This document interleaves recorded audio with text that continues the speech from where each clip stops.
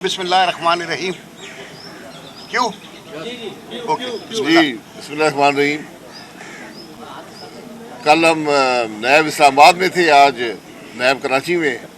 ज़िंदगी ऐसे गुजर रही है, कभी एक नैब कभी दूसरी नैब, केस चलते नहीं है, केस में हकीकत कोई नहीं है। और ये जो सर्कस है नैब का जारी, और मैं बार बार कल भी कहा है, आज फिर कह देता हूँ कि जब तक ये नैब रहेगा मुल्क के मामलात नहीं चलेंगे। मुल्क के जो मसाइल हैं इसमें बहुत बड़ा हिस्सा नैब का है।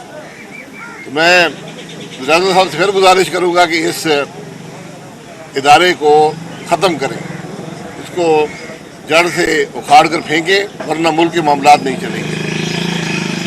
आपके सामने एक फवाद हसन फवाद जो प्राइम मिनिस्टर के सेक्रेटरी थे, सीनियर तरीन ब्यूरोक्रेट थे, उनकी कहानी आपके सामने आई है कि उनको अरेस्ट किया गया बग़ैर किसी चार्जेस के। जो चार्ज लगाए गए मुकम्मल तौर पर गलत थे, उसके अंदर कोई हकीकत नहीं थी। 16 महीने वो जेल में रहे। जिस अदालत में केस लगा था उसमें 2 साल से ज़्यादा कोई जज ही तैनात नहीं किया गया। पूरे उनके ख़ानदान को केस में मुलव्वस किया गया, बीवी को, बच्चों को, भाइयों को, बहनों को। और जब उनकी रिटायरमेंट हो गई तो बेल उसके हफ्ते 10 दिन बाद बेल हो गई। उससे पहले 1 साल के करीब उनकी बेल एप्लीकेशन जो है वो चीफ जस्टिस पाकिस्तान के दफ्तर में पड़ी रही, उस पर कार्रवाई ना होने दी। ये क्यों हुआ, इसका जवाब देने से कोई कासिर है? फवाद साहब की जो ज़िंदगी पर असर पड़ा, ख़ानदान पर असर पड़ा, कारोबार पर असर पड़ा, उसका जवाब कौन देगा? जो उनको कैरियर पर असर पड़ा, जवाब कौन देगा? और ये 3 अफराद हैं जिनके नाम आते हैं और कोई भी जिम्मेदारी कबूल करने को तैयार नहीं है। एक इमरान खान साहब हैं, जिनके दावे थे कि मैं एहतसाब कर रहा हूँ, लोगों को अंदर कर रहा हूँ। अब वो कहते हैं कि मैं नहीं करता था, मुशर्रफ साहब करते थे, अपने बाजवा साहब करते थे। बाजवा साहब ने आज तक बताया नहीं है, वो कहते हैं जी मेरा कोई ताल्लुक नहीं था। करने वाले जस्टिस जावेद इकबाल साबका जज सुप्रीम कोर्ट ऑफ पाकिस्तान थे, जिन्होंने शायद कानून की कोई किताब पढ़ी नहीं है।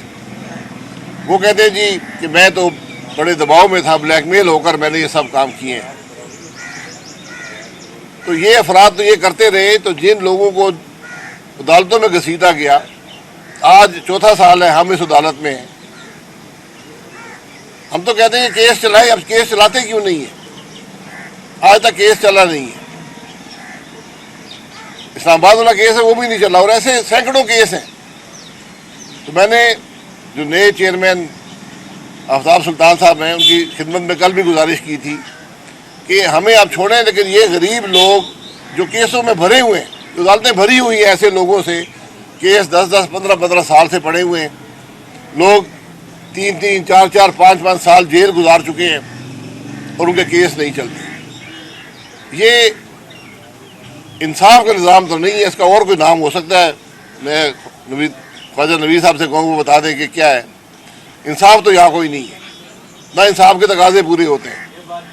ये यहाँ आपको बहुत से ऐसे लोग मिलेंगे। फवाद हसन फवाद का केस एक टेक्स्ट बुक केस है, और मुझे उम्मीद है कि इस मुल्क की अदलिया पर उसका कोई असर पड़ेगा कि इस मुल्क में होता क्या रहा है, नैब की अदालतों में होता क्या रहा। बताइए जी, कोई सवाल? आजकल जो गिरफ्तारियाँ हो रही है, सियासी लोग पकड़े जा रहे हैं, मुकदमात बन रहे हैं, जैसे शेख रशीद साहब को पकड़ा, कराची में मुकदमा अचानक निकला है, इस बारे में क्या कहेंगे आप? जो गलत मुकदमा है बिल्कुल गलत है, उसके हक में नहीं है। सियासी आदमी को गिरफ्तार नहीं करना चाहिए, उस पर केस बनाएं, आपके पास सबूत है, केस बनाएं और ट्रायल करें। और मैं हमेशा कहता हूँ कैमरा लगा कर ट्रायल करें कि पता लगे इस पर चार्जेस क्या है और उसका जवाब क्या है। आप जब जिक्र करते हैं नैब का, तो जस्टिस जावेद इकबाल का जिक्र करते हैं कि उन्हें अब एतराफ़, आज तक किसी ने एतराफ़ किया कि उससे गलतियां हुई हैं? ठीक है वो निजी महफिलों में कह देते होंगे मुझे ब्लैकमेल किया गया, लेकिन उनकी वजह से जो इस मुल्क में बिगाड़ पैदा हुआ, आप तवक्को रखते हैं वो खुद आगे खिलाफ कर देंगे? एक आदमी सुप्रीम कोर्ट का जज रहा हो, उसको कानून का पता होना चाहिए, उसको इंसाफ के तकाज़ों का पता होना चाहिए। वो आदमी खुद इस इदारे का 4 साल इंचार्ज रहा, आखिरी वक्त तक डेली वेजेस पर भी काम करते रहे, उन्होंने नौकरी नहीं छोड़ी। तो उनको खुद इस बात का एहसास होना चाहिए कि मैंने क्या गलती की है, क्योंकि हमारा तो उनसे वादा है, उन्होंने हमारी गिरबान पे हाथ डाला है, हम उनकी गिरबान पे हाथ डालेंगे। कब डालेंगे? जहाँ भी मौका मिला, इस दुनिया में नहीं तो आखिर में एक इंसाफ के तकाजे तो पूरे होंगे ना। उनको कोई शर्म हया नहीं है, कोई उनके अंदर खौफ खुदा नहीं है कि नौकरियों के लिए आपने लोगों की जिंदगी तबाह की है। शाह साहब ये बताएं कि इलेक्शन वक्त पे होने चाहिए, जो 90 दिन का कहा गया था पंजाब और केपीके के इलेक्शन। ये इलेक्शन वक्त में होना चॉइस नहीं होती, आइन बड़ा वाज़ेह है। 90 दिन में इलेक्शन होंगे, असेंबली तहलील होती है, मुद्दत पूरी होती है, 60 दिन में इलेक्शन होंगे। तो इलेक्शन लाजमी होने चाहिए आप समझते हैं? मैं नहीं कहता हूँ, आइन कहता है। आपका एक क्लिप सामने आया जिसमें आप कह रहे हैं कि इमरान खान ने मुझे तो वज़ीर आज़म बनने की कोई ऑफर नहीं की। मियाँ नवाज शरीफ ने अपनी जगह पे जब वो नाअहल करार दिए गए तो उन्होंने अपनी जगह पे आपको वज़ीर आज़म बना दिया गया। क्या दोबारा आपको अगर नून लीग मुस्लिम लीग की तरफ से वज़ीर आज़म नॉमिनेट कर देती है तो फिर आप मरीम नवाज के साथ काम करेंगे? देखिए, आप बड़ी दूर ले गए बात। मुझे ना पहले कभी ख्वाहिश थी वज़ीर आज़म बनने की, ना आज ख्वाहिश है। और जो आज हालात हैं मुल्क के, उसमें आप वज़ीर आज़म बनना कोई कौन कबूल करेगा। इसलिए ये जो बात सवाल पूछा जाता है, मुझसे पूछा कि इमरान खान ने आपको वज़ीर आज़म की ऑफ़र की थी, मैं कि उसने नहीं की थी। तो अब अगर आप आज ऑफ़र कर रहे हैं तो मैं सोच लूँगा। अच्छा, एक आप लोगों ने एक पता नहीं वो थिंक टैंक है या प्रेशर ग्रुप बना रहे हैं, आप बलूचिस्तान में गए, आपकी हमने 2-3 प्रेस कॉन्फ्रेंस सुनी, उसमें आपने एक जुमला कहा कि जब तक लोगों को अपने नुमाइंदे खुद मुंतखब करने की मौका नहीं दिया जाएगा। बलूचिस्तान की आबादी जितनी है उससे ज़्यादा उनको डबल से ज़्यादा बजट मिलता है, लेकिन वही लोग आपके साथ भी बैठ रहे हैं, वही लोग पार्लियामेंट में जाते हैं जो आज तक बलूचिस्तान के अवाम का, बलूचिस्तान का साल कर रहे हैं, खाए पिए जा रहे हैं, करोड़ों रुपये आते फंड लेके खा जाते हैं। वो आपके साथ बैठ के क्या होता है? खाए जाते हैं तो फिर नैब खामोश है। अगर नैब खामोश है तो फिर उनको एहतसाब करे ना। मैं यही कह रहा हूँ कि एहतसाब के जो इदारे हैं ये नाकाम हैं, ये सिर्फ सियासत चलाने के लिए होते हैं। बलूचिस्तान का जो मामला है, मैं बारहा कहा है, आज भी कह देता हूँ कि वहाँ जो लोग असम्बलियों में जाते हैं, जो असम्बली में बैठते हैं, वो अवाम के हकीकी नुमाइंदे नहीं होते। लिस्टें बनती हैं।